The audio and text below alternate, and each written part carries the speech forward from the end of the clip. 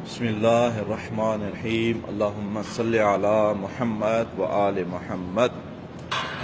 क़िबला बुज़ुर्गवार तव्हांजी बारगाह में ही मंज़र ज़रूर जेको आहे हिकिड़ो बहितरीन ऐं नओं मंज़र आहे।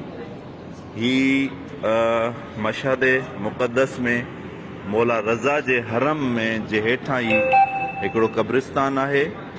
ही जेके बि ही तव्हां नाला ॾिसो पिया, ही तुरबत आहे, ही जेका आहे ही क़बर आहे। ही मोमिनीन जूं क़बरूं आहिनि। तव्हां ॾिसो था त ही बिल्कुलु स्मूद ऐं क्लियर आहिनि। हिन ते नाला बि लिखियलु आहिनि ऐं हिते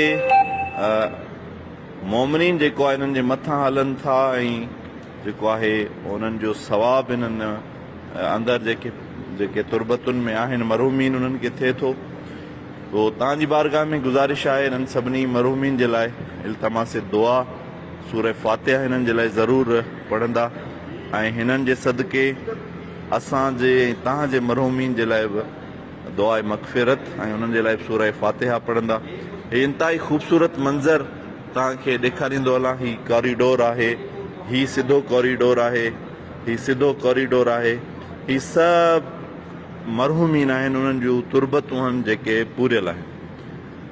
ऐं ही ॾिसो था ही इंतिहाई जेकॾहिं मूं पंहिंजी ज़िंदगी में ख़ूबसूरत तरीन ऐं मुनज़्ज़म तरीन क़ब्रिस्तान ॾिठो आहे उहो ही आहे।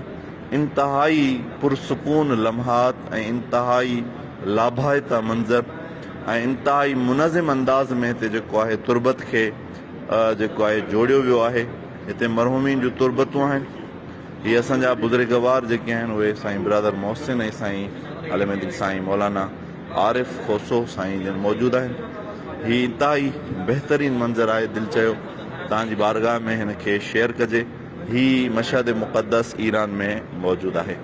इल्तमास दुआ ख़ुदा तव्हांजो हामी व नासिर ऐं मोहम्मद आले मोहम्मद जी बारगाह में ऐं मोहम्मद मुस्तफ़ा सल्लल्लाहु अलैहि वसल्लम जे बचड़े जी बारगाह में इहा दुआ घुरूं था। ख़ुदा ताला तव्हांखे, तव्हांजे बचड़नि खे, तव्हांजे फैमिली खे, अहलो अयाल खे जल्द हिन दरनि जी ज़ियारत नसीब फ़रमाए।